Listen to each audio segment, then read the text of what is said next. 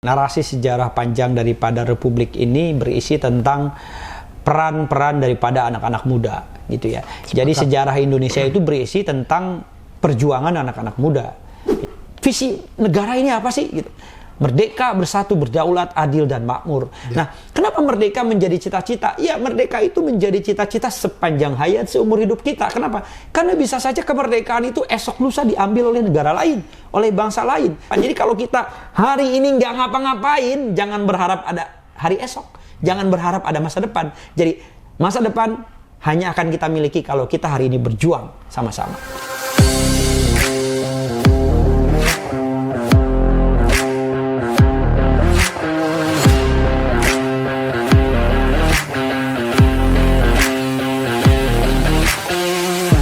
Hai Sobat Politician Academy, bertemu lagi dengan Bonggas Chandra di program podcast The Politician, podcastnya Politician Academy.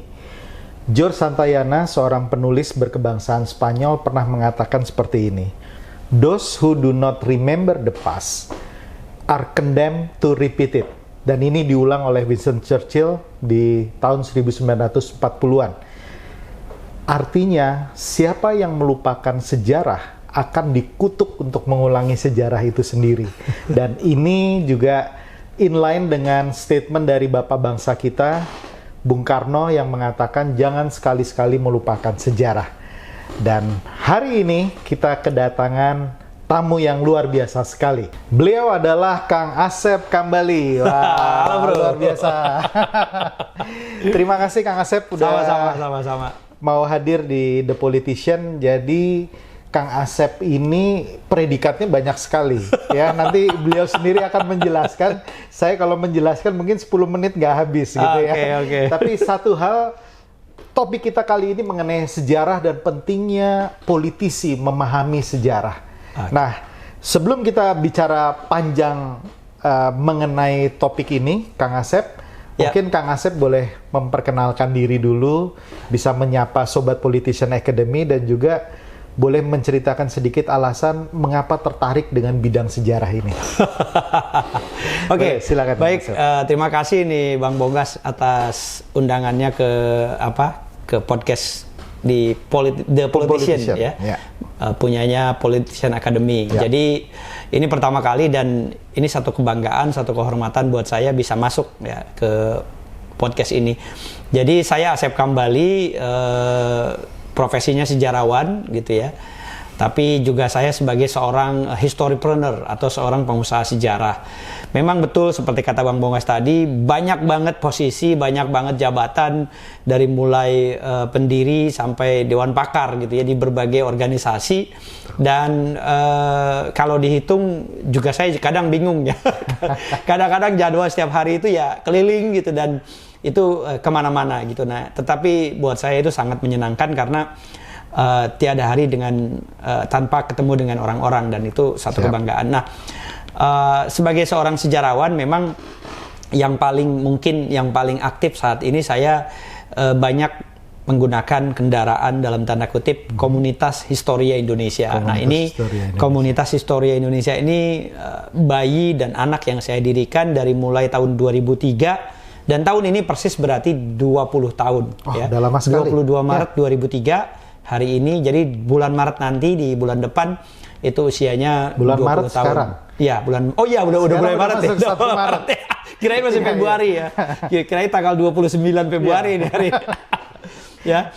Jadi 22 Maret nanti itu kita usianya 20 tahun. Nah, komunitas inilah yang mengantarkan saya dan memiliki personal branding sendiri sebagai seorang sejarawan, dan ya sampai saat ini masih terus menjadi kendaraan utama gitu ya.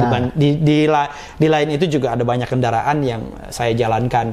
Saya di Arsip Nasional Republik Indonesia sebagai Dewan Pakar Komite Memori Kolektif Bangsa, dan komite ini juga merupakan bagian dari Komite Nasional Memory of the World-nya UNESCO gitu ya, bagian dari itu.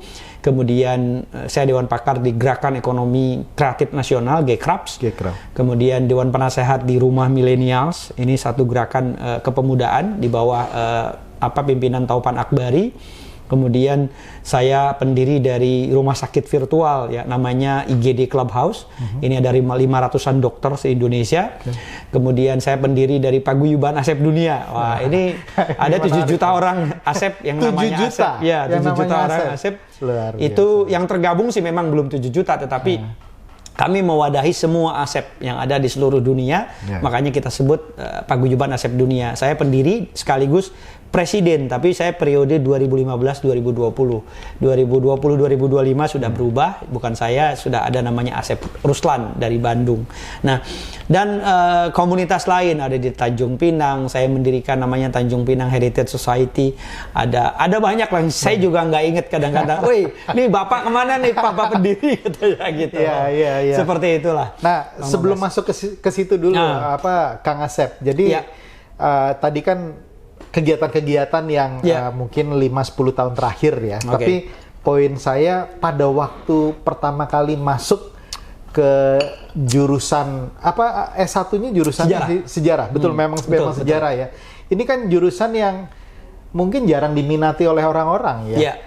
Artinya peminatnya nggak sebanyak ekonomi, katakanlah hukum gitu ya. Tapi kenapa mau ke situ dan kemudian akhirnya yang sudah masuk ke jurusan itu sekalipun lulusnya kadang-kadang nggak inline dengan apa yang dia pelajari. Betul. Nah, Kang Asep apa? Kenapa masih di situ terus? Gini, banyak memang teman-teman gua tuh yang akhirnya murtad. Jadi dia tidak sesuai pekerjaannya gitu, tidak sesuai bidangnya. Nah, gua tuh dulu anak IPA. Jadi anak IPA kelas unggulan, siswa teladan sekabupaten. Jadi ranking 1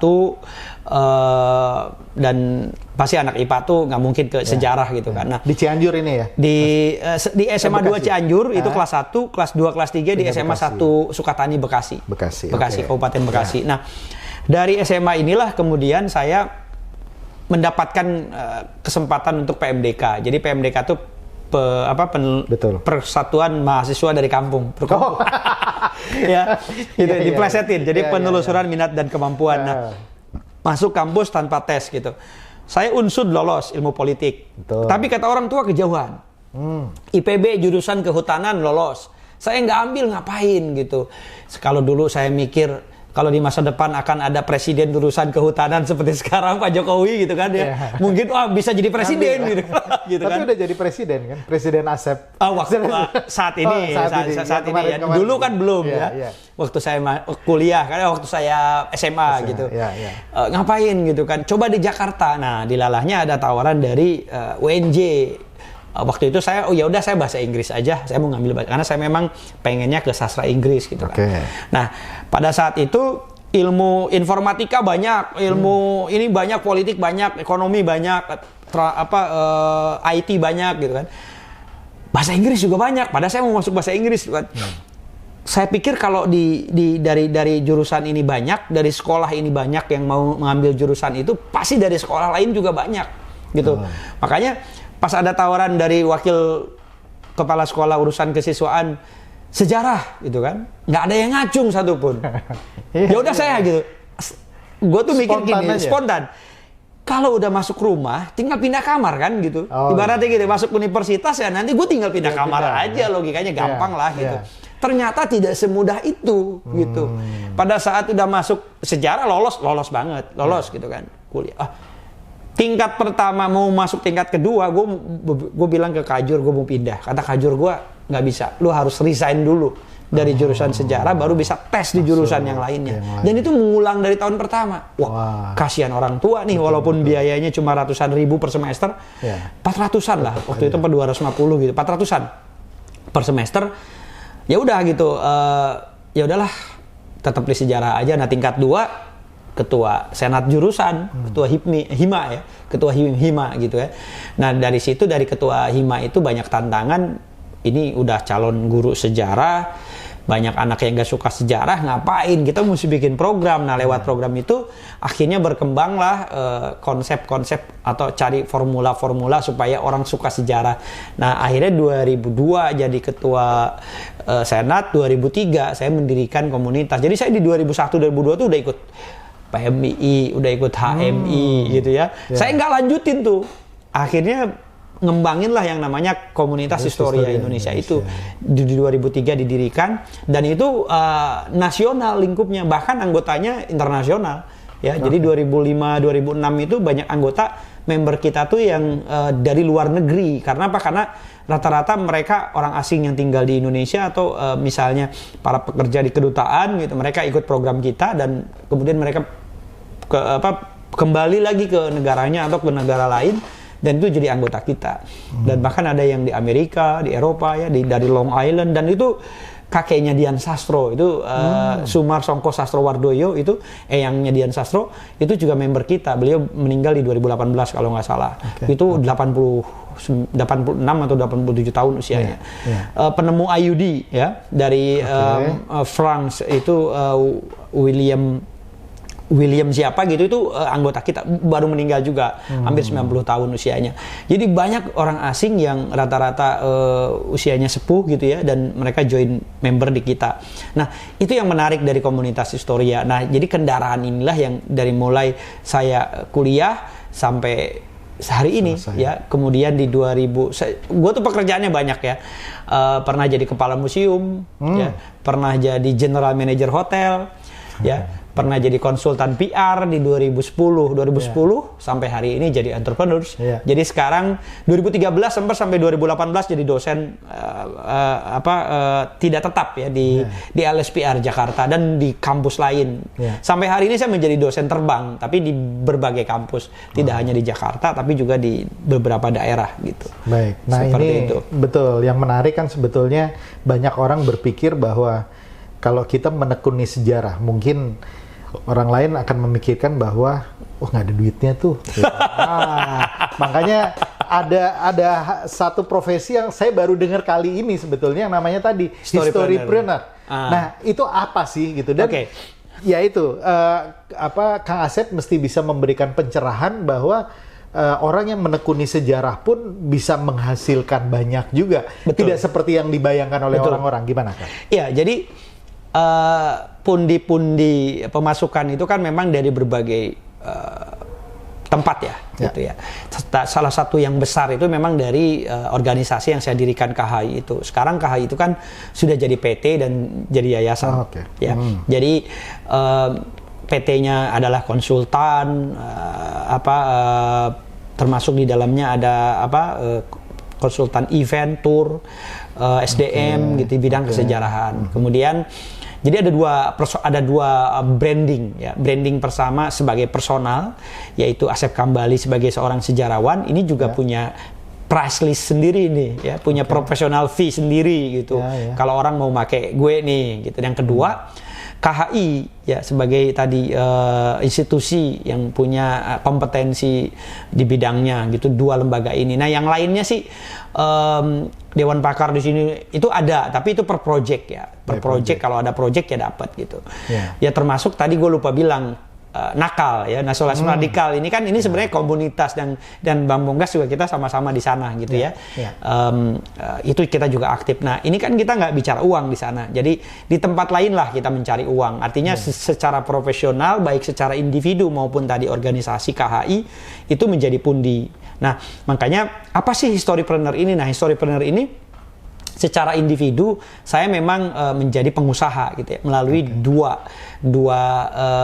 KHI sebagai organisasi dan Asep Kambali sebagai personalnya. Nah, gimana sih teknisnya? Misalnya gini, ada botol minum yang di luarnya itu ada tulisan "Temukan Indonesiamu" ya.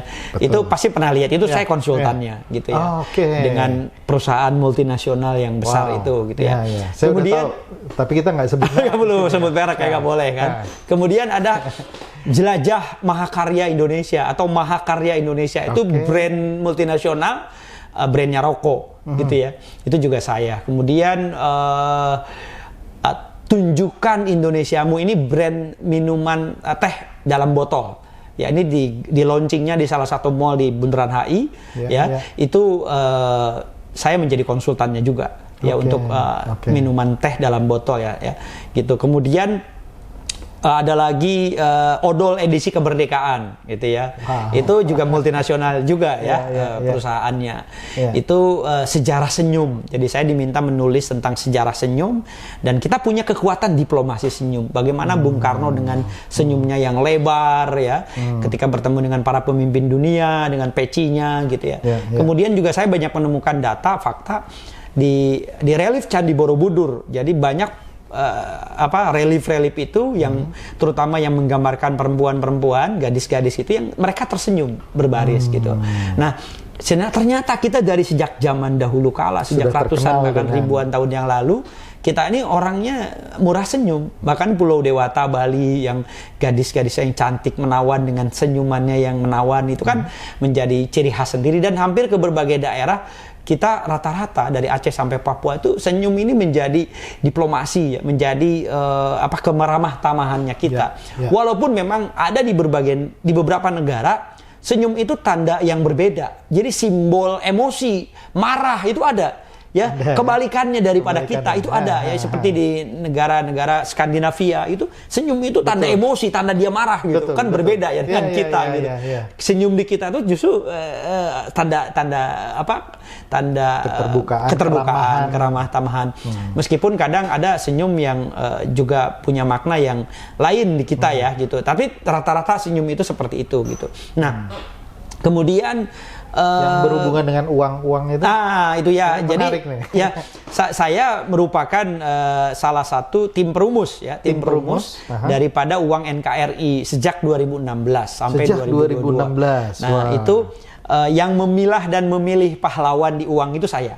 Itu ada sejarawan lain, ada Anhar Gonggong tim saya, ada Didik Prajoko, ada Rusdi Hussein. Ini semuanya sejarawan dan senior, rata-rata usia dari di atas 50, 60 sampai 70-an, mau 80 nih Pak Anar. Saya yang paling muda 40-an gitu kan. Nah, ini satu kehormatan juga nih, saya punya kesempatan itu. Dan beberapa, misalnya saya juga tim perumus yang menentukan colorfulnya uang edisi kemerdekaan yang 75 tahun ya. Yang 75 tahun. Yang 75.000. Nah, itu saya juga yang memilih pahlawannya, narasinya, temanya dan seterusnya.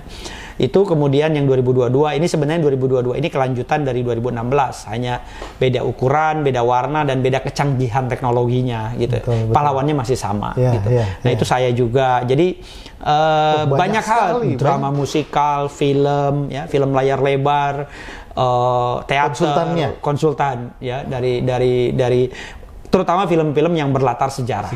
Ya, Sang Kiai itu juga saya dengan Farfi waktu itu ya. Raffi ya. Raffi kemudian Raffi Film ya. Raffi Film situ. Jadi banyaklah beberapa hal yang buku juga sama ya, verifikator, kata pengantar gitu. Oke, jadi teman-teman yang dan itu lumayan mahal dibayar. Wah. Ya. Nah, sampai sehari 100 juta pernah. Wah, ini penting nih untuk teman-teman yang mempelajari sejarah bahwa masa depannya cerah sekali gitu ya. Lihat. Dan saya masih sendirian, jadi masih blue ocean. Jadi kalau ada anak muda yang sudah kuliah di sejarah, jangan kemudian berkecil hati. Wah, ini gue bunuh diri nih kuliah di sejarah gitu kan. Betul. Banyak orang tua juga yang nggak rela anak kuliah di jurusan sejarah kan gitu. Dan karena masih sendiri, jadi masih welcome banget nih bagi terutama yang punya jurusan sejarah tapi spesifikasinya misalnya sejarah ekonomi, sejarah politik, sejarah kebudayaan. Yang paling spesifik lagi sejarah kota-kota tua, sejarah masjid-masjid tua, sejarah gereja-gereja tua, sejarah uang, gitu, sejarah pemilu misalnya. Jadi nanti itu kan nanti dicari sama media. Jadi saya banyak ketemu dengan wartawan, kan ada nggak sejarawan yang spesifikasinya ke sejarah uang misalnya, atau sejarah tadi pasar, ya sejarah itu mereka mencari sebenarnya wartawan. Artinya banyak pihak yang mencari, tetapi itu tadi kadang saya harusnya jadi kadang itu saya jadi palu gada. Gitu semuanya digarap sampai sejarah Nyi Roro Kidul ya.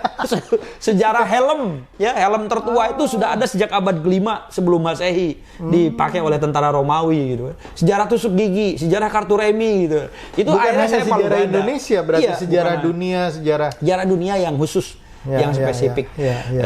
Itu tadi gitu. Saya ya akhirnya bermain seperti itu palu gada karena memang belum ada orang yang makanya buku di rumah hampir 4.000 ya 3.700-an buku itu ya jadi sumber perpustakaan pribadi ya. Perpustakaan pribadi gitu. Termasuk 8.500-an di e-book. Ya itu ada di iCloud itu disimpan. Itu penting juga karena setiap hari kadang-kadang seperti sekarang nih habis ini udah diuber wartawan nih.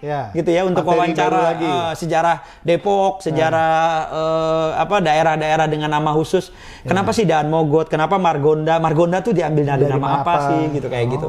Itu sejarah-sejarah sepele seperti itu masih dikaji itu. Masih dicari.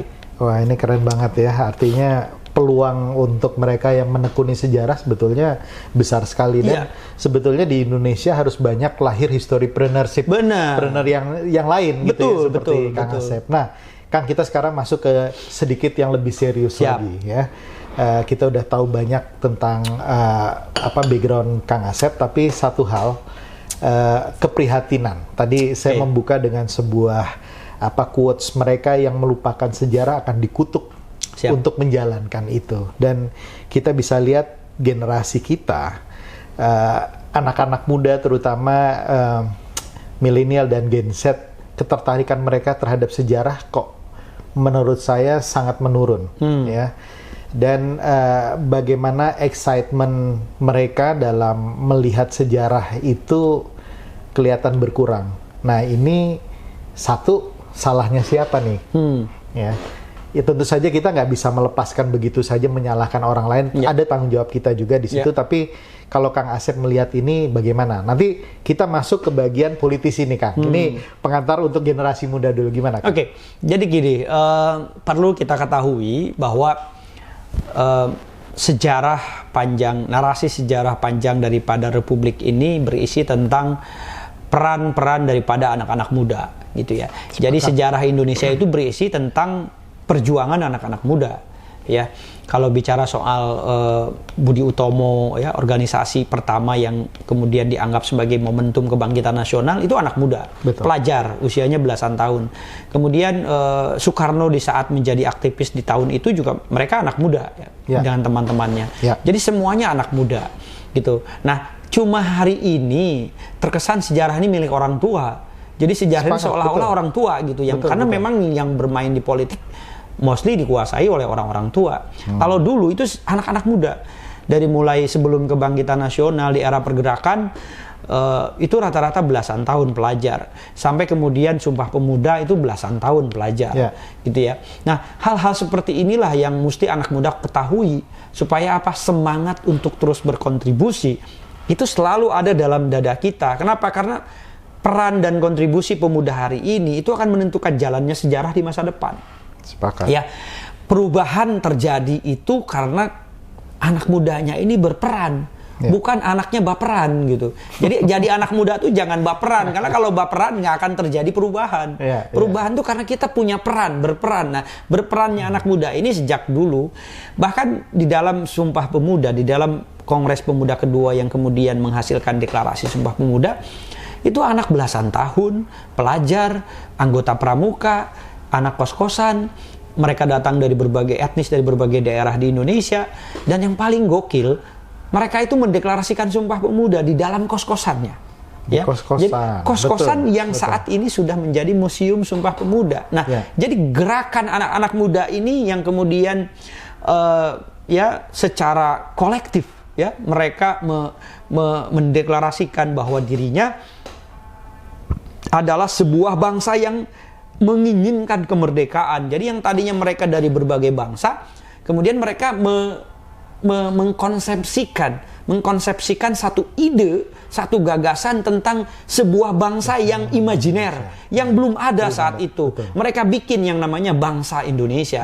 Ya, tanah tumpah darahnya mereka namakan Indonesia. Kemudian bahasa persatuannya mereka namakan bahasa Indonesia. Ini kan satu konsepsi, satu definisi, satu visi yang kemudian di tahun 45 terwujud menjadi sebuah bangsa yang merdeka, yaitu bangsa Indonesia. Nah, anak muda gitu. Maka hari ini anak muda saat ini mesti punya pemahaman, punya konsepsi, punya definisi yang sama. Karena jangan sampai kemudian anak muda seluruh Indonesia dari Aceh hingga Papua itu di dalam kepalanya isinya, visinya, konsepsi, definisinya berbeda. Harus sama. Harus sama kembali kepada konsepsi di tahun 1928 itu sebagai bangsa Indonesia. Jangan kemudian kita berbeda, karena kalau berbeda isi kepala kita, definisi, konsepsi, visinya, maka yang terjadi adalah disintegrasi, ya, keinginan untuk memerdekakan diri. Nah, kita mesti samakan persepsi, ibaratnya orkestrasi kita dalam kehidupan berbangsa dan bernegara ini harus harmonis, harus sama, yaitu Indonesia Raya, Indonesia Jaya, Indonesia Maju, seperti yang menjadi mimpinya presiden kita hari ini, Pak Jokowi. Gitu. Maka anak muda hari ini harus memahami tentang sejarah sebagai landasan kehidupan berbangsa, dan kemudian dia harus memahami nilai-nilai tentang kebangsaan kita. Ya. Kenapa? Karena bangsa ini dirancang sedemikian rupa dari era sebelum kemerdekaan, pergerakan, kemudian Sumpah Pemuda, munculnya kebangsaan, kemudian proklamasi kemerdekaan, sampai kemudian penetapan konstitusi. Jadi nilai-nilai itu dibangun dari nilai-nilai Pancasila, nilai-nilai Undang-Undang Dasar, nilai-nilai NKRI dan Bhinneka Tunggal Ika. Ini nilai-nilai harus dipahami oleh anak muda kita agar mereka punya fondasi, punya landasan gitu. Jadi kebayang kalau anak muda hari ini melupakan sejarah. Jangankan nilai-nilai, ya, pemahaman tentang perasaan bersama sebagai negeri yang pernah terjajah, perasaan tentang bahwa negara ini didirikan oleh kita semua etnis, semua agama, mungkin tidak akan dipahami lagi. Maka nanti mengerikan kalau ada sekelompok anak muda atau bahkan pemuka-pemuka agama yang mengatakan bahwa hanya negara ini hanya didirikan, misalnya kelompok Islam, saya Muslim, misalnya hanya oleh ulama dan santri negara inilah didirikan. Salah. Negara ini oleh semuanya, termasuk santri dan ulama. Ya, negara ini ada pastor yang ikut berjuang, ada Sugiya Pranata, ya, ada Laksamana Zonli dari Tionghoa, ada TB Simatupang dari Nasrani, Frans Kasevo dari Papua dan seterusnya. Artinya negara ini didirikan oleh kita sama-sama. Maka perasaan sejarah, ya, perasaan narasi sejarah yang sama bahwa kita berjuang, berperang mengusir penjajah bersama-sama untuk mendirikan negara ini, ya, perasaan itulah yang harus terus dipupuk, yang harus terus dijadikan pemahaman yang keberlanjutan gitu. Karena kalau tidak ada itu, ya tidak akan merasa kemudian kita menjadi satu tim, satu organisasi, ya, satu perjuangan gitu kan, itu yang harus kita. Maka itulah bekal bagi anak muda, pemahaman sejarah dan budaya bangsa, kemudian pemahaman akan nilai-nilai tadi, undang-undang, Pancasila dan seterusnya hingga Bhinneka Tunggal Ika, dan kemudian tentang visi dan misi. Ya, visi dan misi. Visi negara ini apa sih gitu? Merdeka, bersatu, berdaulat, adil dan makmur. Nah, kenapa merdeka menjadi cita-cita? Ya, merdeka itu menjadi cita-cita sepanjang hayat, seumur hidup kita. Kenapa? Karena bisa saja kemerdekaan itu esok lusa diambil oleh negara lain, oleh bangsa lain, seperti Ukraina sekarang dihajar sama Rusia. Itu kan satu proses bagaimana kemerdekaan itu kemudian diambil orang lain, dan artinya negara kita pun sama, bisa saja esok lusa kemerdekaan kita ini diambil orang lain. Nah, bayangkan kalau anak mudanya tidak punya ketangguhan mental, tidak punya ketahanan nasional di dalam dirinya. Mungkin ketika ada serangan dari negara luar, kita lari tunggang langgang meninggalkan Indonesia.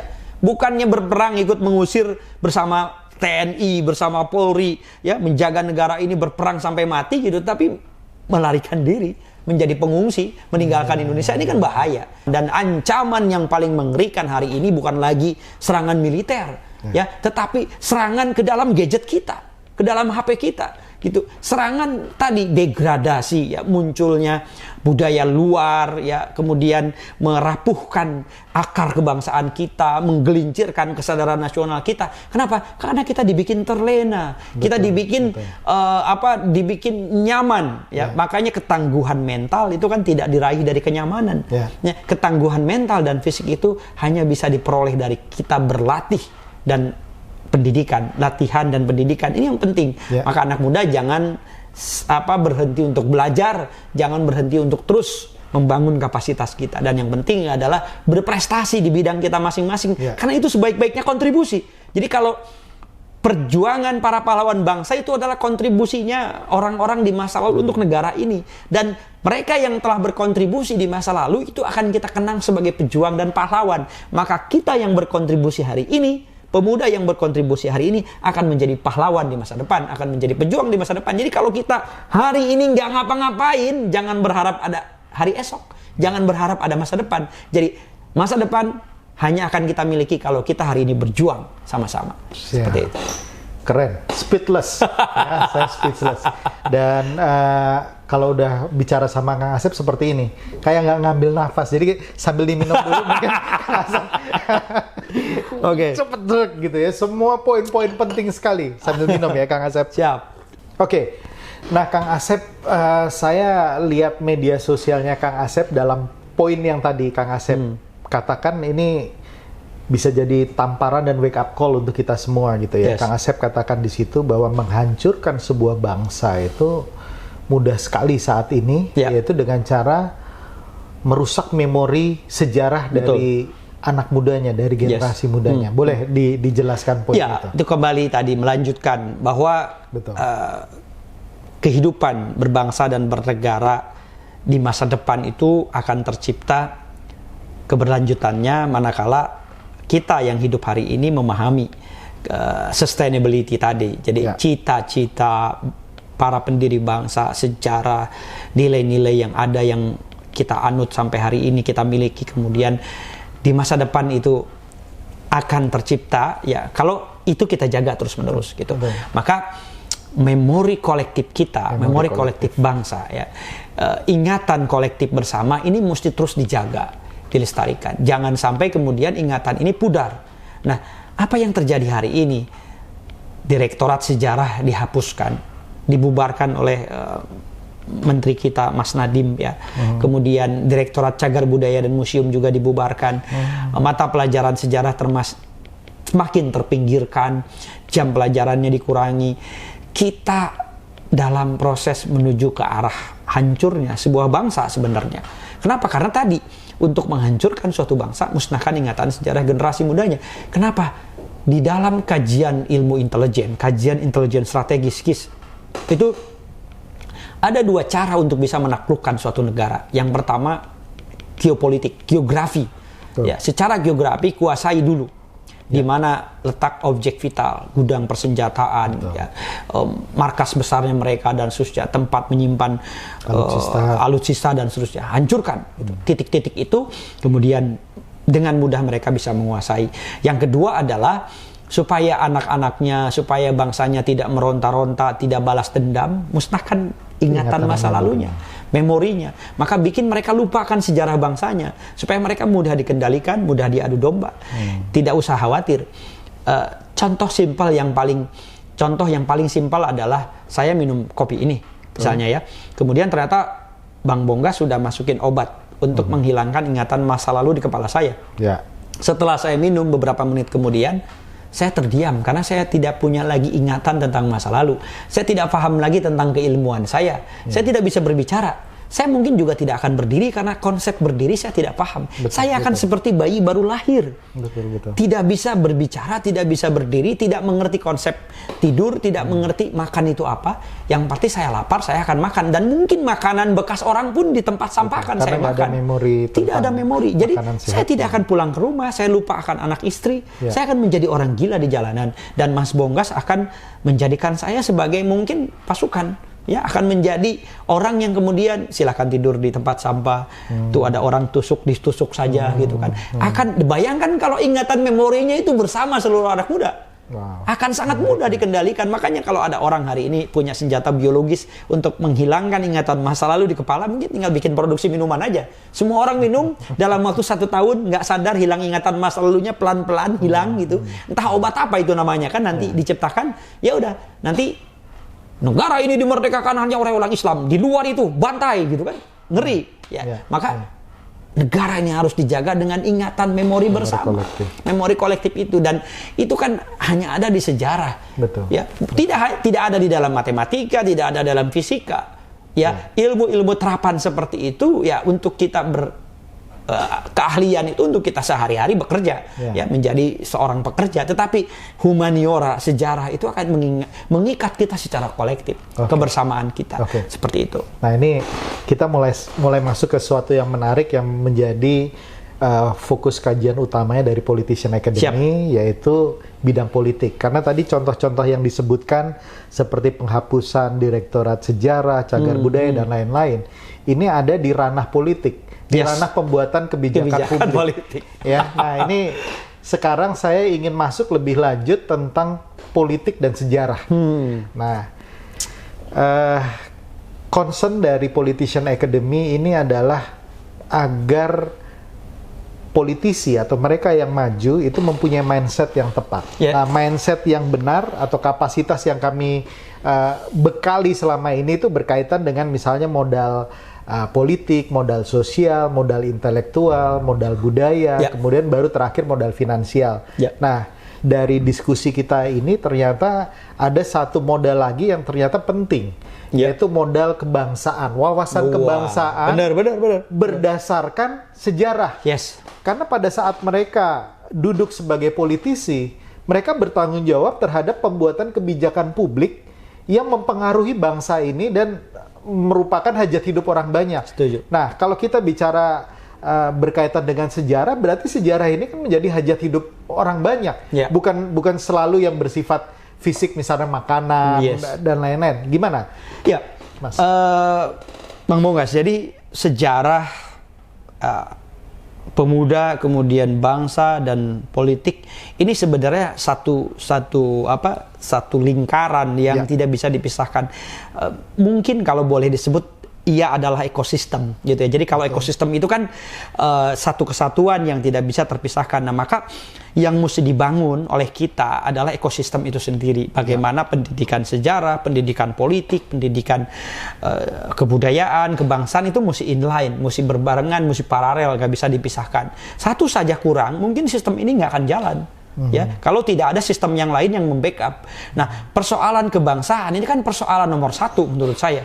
Bagaimana kebijakan politik nanti ditentukan jika dia tidak memahami soal-soal kebangsaan, soal-soal sejarah, soal-soal narasi, nilai-nilai gitu. Nah, artinya bahwa singkatnya kebijakan politik hari ini itu akan mempengaruhi capaian-capaian di masa depan. Jadi kalau kebijakannya salah, maka masa depan pun akan salah. Oleh sebab itu, seorang politisi itu harus memahami nilai-nilai kebangsaan tadi agar kebijakannya bisa merangkul, bisa berdampak kepada seluruh masyarakat, kepada seluruh rakyat. Artinya kemudian dia tidak hanya pada konstituennya, tapi kepada seluruh lapisan. Meskipun dia berjuang bersama konstituennya, tetapi seorang politisi mesti berpikir holistik, mesti berpikir universal. Ya, kenapa? Karena bangsa ini tidak hanya kelompoknya mereka, ya, tidak hanya kita, tetapi bersama. Nah, oleh sebab itu perubahan yang terjadi di masa depan itu ditentukan oleh konsensus politik hari ini. Maka anak muda mesti bermain politik, anak muda mesti terjun ke politik. Jangan berharap tentang perubahan kalau kita a priori. Kalau kita nggak apatis terhadap persoalan yang terjadi hari ini. Pemuda hari ini mau di level SMA, mau di level mahasiswa terutama, mereka mesti up to date dengan politik. Mesti belajar tentang politik, mesti belajar tentang kebangsaan, sehingga ketika ada persoalan-persoalan politik dia bisa mensikapinya secara dewasa, secara logis gitu, dan dia bisa berperan aktif, ya, menjadi pemilih yang baik, ya, tidak abstain, menjadi pemilih yang cerdas karena dia memahami betul konteks dan substansi terhadap lingkungan strategis yang mereka hadapi gitu. Nah, hal-hal seperti ini yang mesti dibangunkan kepada anak muda kita. Yakin bahwa perubahan di masa depan, kemajuan di masa depan ditentukan oleh konsensus politik hari ini. Jadi kalau kita tidak terlibat, kalau kita tidak involve ke dalam persoalan ini, ya jangan berharap ada perubahan. Kalau kita sudah involve, kita sudah masuk, kemudian kita berharap, itu logis. Kalau kita nggak ikut, apa yang mau kita harapkan? Maka pemuda harus masuk ke dalam politik. Makanya ada partai-partai yang di dalamnya anak muda, ini satu harapan menurut saya, satu peluang yang harus dimajukan. Kemudian ada banyak partai-partai yang sudah berumur, kemudian menggait anak-anak muda, ini juga satu harapan. Positif. Kenapa? Anak muda harus ambil alih lagi perubahan, anak muda harus jadi motor kembali. Kenapa? Zaman dulu sejarah berisi tentang perjuangan anak muda. Kalau sekarang sejarah berisi banyak perjuangan orang tua, politisi ini dikuasai oleh orang-orang tua, maka anak muda harus masuk, ambil alih partai-partai yang tua ini oleh anak-anak muda. Itu kan keren. Atau anak muda bikin lagi partai-partai baru yang semuanya anak muda. Jangan hanya satu partai. Misalnya hari ini ada satu partai, ya anak muda bikin lagi partai terus. Bayangkan Bung Karno saja bikin partai di usia 26 tahun. Ya kan? Betul. Artinya usia anak-anak muda 25 ini kan sudah saatnya mereka bikin partai gitu. Walaupun mungkin modal kapitalnya atau modal finansialnya belum punya, cobalah bikin gitu. Kan bisa saja partai dibikin tanpa uang. Ya. Gerakan sekarang ini kan banyak. Saya aja dulu bikin KHI tanpa uang, 0 budget gitu. Artinya gerakan itu sekarang bisa dibikin tanpa uang dengan adanya sosial media. Saya yakin kalau ada anak muda kemudian menginisiasi partai tanpa uang, PTU misalnya kan, pasti ada anak muda lain yang akan join gitu kan. Bagaimana gerakan ini bisa dibantu dengan sosial media? Bagaimana kampanye bisa dibantu dengan sosial media? Bahkan mungkin nyaris tanpa uang. Saya yakin itu bisa. Karena anak muda ini kreatif, inovatif. Ya, anak muda ini punya modal sosial, punya modal bahkan mungkin modal modal digital gitu yang mereka kuasai hari ini dan mereka kan digital native, maka mereka bisa melakukan banyak hal gitu. Jadi saya sangat kepada anak-anak muda ini harapan tumbuhan bangsa ini di bebannya diarahkan ke mereka, meskipun kita yang di atasnya mereka ya itu tadi kita mesti support ya. Dan kesalahan besar, kesalahan fatal pendidikan di kita ini kan baik itu pendidikan politik, pendidikan apapun ya, formal gitu. Itu kita di belakang Tuturi Handayani itu. Tuturi Handayani. Artinya Tuturi Handayani itu adalah posisi terakhir di belakang memberikan dorongan, ya kan. Jadi betul. Kita tuh cuma ngedorong anak-anak gitu. Harusnya ingar sosuntulodo di depan kita memberikan teladan gitu. Nah, politisi pun begitu. Dari mulai presiden sampai menteri ya, tidak memberikan teladan. Jadi cuma ngedorong, ngejurugin orang, ngejurumusin orang gitu ya. Tidak di depan kemudian memberikan teladan. Jalur busway itu kan punya busway, nggak usah lah kita maksa masuk. Itu contoh teladan dalam kehidupan sehari-hari. Dalam kehidupan politik pun demikian. Berikan ruang-ruang kepada anak muda, berikan kesempatan kepada anak muda untuk maju. Makanya ada presiden, kemudian Pak Jokowi hari ini memberikan kesempatan menteri kepada yang muda, Mas Nadiem usia 30 tahun. Masih belum. Dulu menteri itu umurnya 20 tahunan loh. Awal-awal negara berdiri ini betul, kan gitu. Betul. Maka berikan kepada yang usianya 25 tahun, misalnya. Nggak usah saya lah, saya udah 40, mau 43 tahun ini saya kan masih sudah tua lah. Coba berikan kepada yang 20 tahunan gitu ya, menteri di atas 25 barangkali gitu. Nah, saya kira inilah momentum bagi anak muda, karena kalau yang menguasai transformasi digital ini anak muda, maka anak muda sejatinya harusnya bisa menjadi penguasa. Ya. Jadi jangan mengharapkan perubahan. Ini anak-anak muda ya mengharapkan perubahan, tapi mereka nggak mau masuk ke dalam proses pembuatan politik seperti itu gitu ya. Betul. Jadi ya yang sekarang ada di Senayan atau di DPRD kan sebagian besar 40-an lah. 40 ke atas 50 gitu 60 ya. Gimana mereka mau memikirkan kepentingan anak muda? Iya, bahkan ada anggota dewan yang sudah 5 periode di sana. Wow. Di Komisi 10 masih ada 5 periode gitu kan. Itu 5 periode berarti udah 25 tahun yang lalu. Dan usianya mungkin sudah 60-70 tahun. Nah, artinya anggota dewan ini baik di level DPRD maupun pusat harus diisi oleh kita yang muda-muda. Oleh mereka yang usianya 20 tahun. Kalau perlu mereka masih mahasiswa pun masuk jadi anggota dewan nggak masalah kan. Toh itu kan satu pekerjaan yang menurut saya sangat mulia. Kenapa? Karena sejarah ini bicara soal politik. Jadi seseorang akan masuk sejarah manakala dia terjun ke politik. Semua sejarah itu berisi tentang milestone politik. Jadi kalau teman-teman ingin dikenang dalam sejarah ya harus terjun ke politik. Gitu ya. Nggak semua masa lalu itu disebut sejarah, tapi yang disebut sejarah itu pasti semua berisi tentang masa lalu. Nah, masa lalu yang seperti apa? Masa lalu yang punya dampak di masyarakat. Masa lalu yang punya implikasi langsung terhadap perubahan di masyarakat. Maka itu disebut sejarah. Maka untuk bisa melakukan perubahan ya harus masuk ke politik. Masuk politik berarti teman-teman akan dikenang dalam sejarah kan demikian. Dan membuat sejarah baru. Yes, itu. Menciptakan sejarah baru.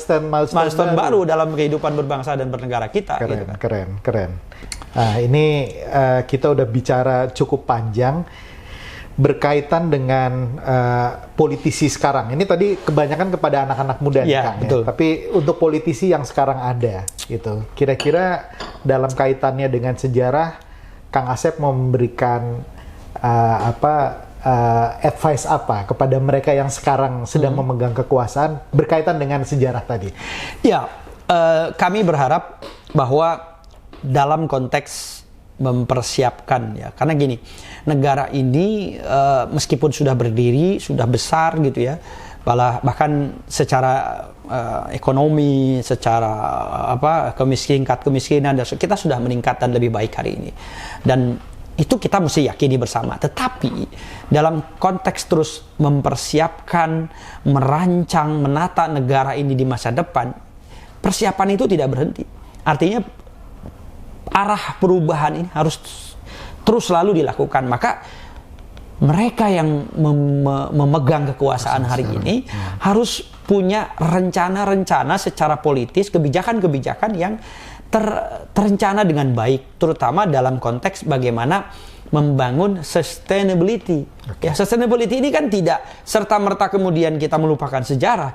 Harus ada nilai sejarah, nilai historis, harus ada nilai-nilai kebangsaan di dalamnya, agar di masa depan itu sesuai harapan.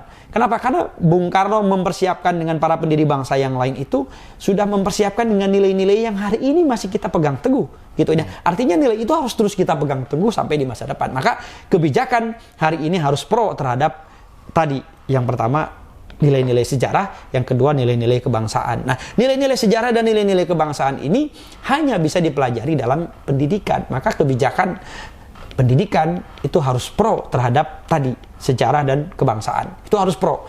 Jadi apakah nilai-nilai kebangsaan harus masuk dalam mata pelajaran misalnya? Masuk kembali ya. Atau nilai-nilai sejarah atau pelajaran sejarah harus diperkuat lagi, karena di Amerika itu kan mau jadi gubernur, mau jadi senator, mau jadi anggota dewan ya, mau jadi presiden, mau jadi PNS, itu ada tes sejarah ya. Nah, jadi saya berharap sih ada nanti penguatan kebijakan, ada empowering di kebijakan kita. Yang pertama adalah misalnya kita punya undang-undang khusus tentang kesejarahan. Ya, undang-undang kesejarahan.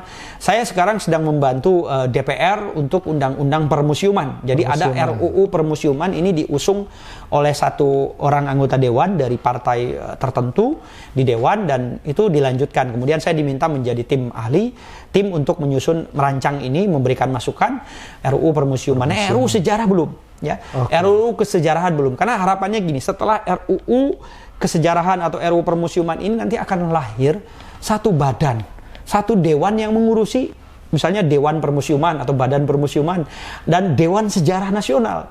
Kita punya Dewan Maritim, punya Dewan Ekonomi, punya Dewan dewan-dewan yang lain yang saya kira kita perlu Dewan Sejarah Nasional. Nah, Dewan Sejarah Nasional inilah kemudian nanti yang membuat satu narasi sejarah yang diimplementasi dalam bentuk buku. Jadi nanti kita punya buku pokok sejarah nasional yang di dalamnya sudah tidak ada lagi kontroversi. Betul. Super Semar, kemudian 65, ini kan masih menjadi kontroversi sampai hari ini. Nah, kalau sudah ada buku pokok itu, saya kira kontroversi itu harusnya sudah hilang, dan saya berharap di era Pak Jokowi ini, tapi mungkin kalaupun tidak, harapan itu masih ada di presiden berikutnya. Harapan itu harus terus selalu saya pelihara gitu. Kenapa? Karena perubahan akan terjadi manakala ada kebijakan politis. Nah, saya berharap setelah ada buku pokok nanti misalnya kemudian turun ke politik anggaran, ada anggaran dalam bidang pendidikan. Jadi nanti turun ke kebijakan, ke kurikulum, ke program dan seterusnya sampai ke pelaksanaan implementasi program dan akhirnya kemudian kita akan tercipta anak-anak muda yang sadar sejarah, sadar nasional, ya, historic consciousness atau national consciousness, national awareness, itu kesadaran nasional. Dan tetapi itu tadi, sebelum mengarah ke situ, anak muda mesti punya self awareness, kesadaran pribadi, siapa dia, namanya, dari mana daerahnya. Karena kesadaran nasional akan tercipta kalau kesadaran sendiri pribadi sudah tumbuh, siapa dia, siapa namanya, dari mana lahirnya, orang tuanya, budayanya apa, dan seterusnya. Baru nanti ke kesadaran nasional. Karena yang disebut kebudayaan nasional, yang disebut kebangsaan nasional, itu sebenarnya tidak ada. Itu imajiner, itu hanya ada di kepala kita. Rendang itu bukan kebudayaan nasional, itu kebudayaan Minang. Ya, angklung itu kebudayaan Jawa Barat, bukan kebudayaan nasional. Nah, apa yang disebut kebudayaan nasional itu tidak ada. Kebudayaan nasional itu kalau di kepala kita menyatakan ada kebudayaan nasional, maka kebudayaan nasional itu akan ada. Kalau di kepala kita bilang Indonesia itu ada di kepala kita, berarti Indonesia ada. Jadi Indonesia, kemudian Indonesia, nasionalisme, dan itu hanya ada di kepala kita. Maka itu harus dipelihara, itu harus dirawat, itu harus dijaga. Jadi yang disebut kebudayaan nasional, yang disebut bangsa Indonesia itu adalah puncak-puncak dari kebudayaan atau dari bangsa-bangsa di daerah itu. Puncak kebudayaan daerah, maka itu menjadi puncak kebudayaan nasional. Ibarat piramida, Indonesia itu ada di puncaknya. Nah, yang menopang Indonesia adalah Aceh, bangsa Aceh sampai bangsa Papua. Jadi kalau bangsa-bangsa di daerah ini rapuh, orang Sunda tidak lagi bisa bahasa Sunda, orang Batak tidak bisa lagi bahasa Batak, orang Jawa tidak bisa lagi budaya Jawa, maka kita sebagai penopang Indonesia rapuh dan Indonesia akan runtuh. Baik. Wah, ini sebuah wake up call yang penting sekali ya. Ini tadi menarik dikatakan bahwa pemimpin-pemimpin politik di negara-negara lain harus mendapatkan ini sejarah dulu gitu ya. Dan ini saya pikir tugas dari partai politik juga mungkin untuk menyeleksi salah satunya dari situ. Atau mungkin kita bisa sarankan kepada Lemhanas, ini kan bentar lagi mau pileg dan pilkada gitu ya. Mereka yang begitu terpilih langsung dipanggil Lemhanas untuk diberikan nilai-nilai seperti ini. Cakep, setuju. Keren nggak? Keren.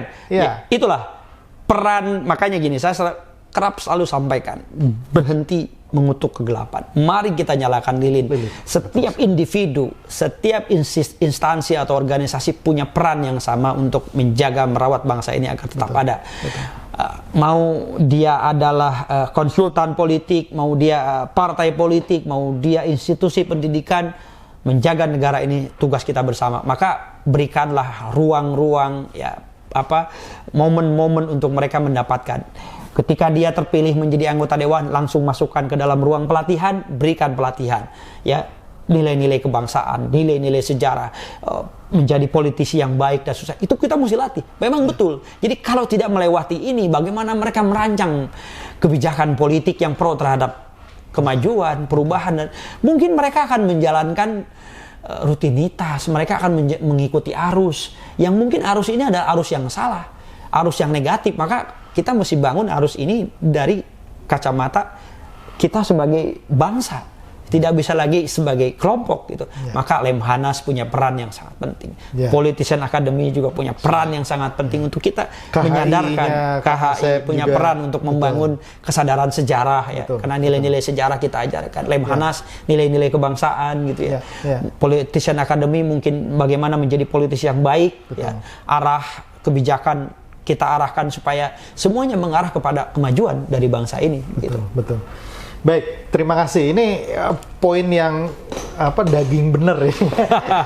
Jadi kalau didengarkan anak-anak muda dan pembuat keputusan eksekutif, legislatif, saya pikir ini positif sekali.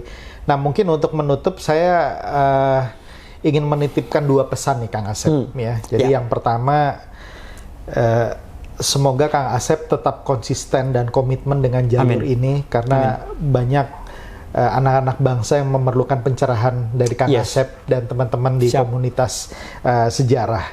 Kemudian yang kedua, mungkin tolong juga teman-teman yang ada di sini bisa membuat metode pengajaran sejarah menjadi kekinian. Ya, menjadi lebih menarik gitu ya, karena kebanyakan orang nggak menarik kadang-kadang karena guru sejarahnya nggak menarik ya, bukan karena nggak cantik atau nggak ganteng gitu ya, tapi lebih kepada metode pengajarannya. Ya, ini tugas Kang Asep dan teman-teman untuk tetap konsisten dan improvisasi cara-cara yang jauh lebih menarik. Saya yakin kalau guru sejarahnya seperti Kang Asep, ini Kang Asep dijuluki guru sejarah keliling, ya, karena kemana-mana mengajarkan tentang sejarah gitu ya. Saya pikir kalau semua guru sejarah seperti Kang Asep atau dengan pola-pola yang menarik, saya pikir Gen Z dan milenial akan semangat untuk mempelajari sejarah itu sendiri. Teman-teman, Sobat Politician Academy, kita tutup podcast kita kali ini dan sekali lagi kita ucapkan terima kasih kepada Kang Asep untuk memberikan pemikirannya, pemahamannya yang sedemikian luar biasa. Demikian dari Politician Academy, sampai bertemu di dalam podcast The Politician selanjutnya dan salam perubahan. Salam perubahan. Let's make history.